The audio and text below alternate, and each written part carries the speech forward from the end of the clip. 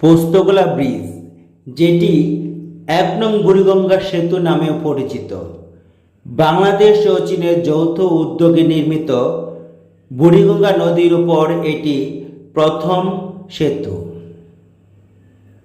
১৯৮৯ সালে উদ্বোধনের পর থেকে এটি ঢাকার সাথে দেশের দক্ষিণ পশ্চিমাঞ্চলের ২১টি জেলার যোগাযোগের প্রধান মাধ্যম হিসেবে কাজ করছে।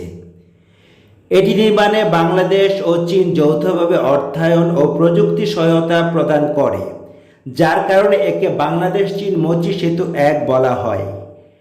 সেতুটির মোট দৈর্ঘ্য ৭২৫ মিটার।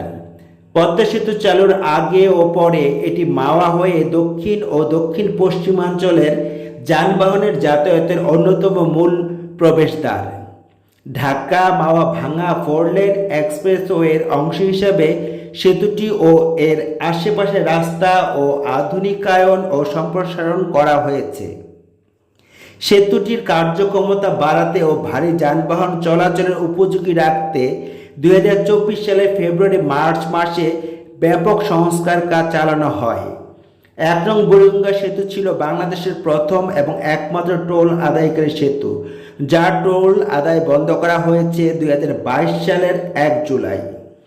পদ্মা সেতু চালু হওয়ার পর ঢাকা মাওয়া ভাঙা এক্সপ্রেসওয়েতে টোল আদায় শুরু হয়।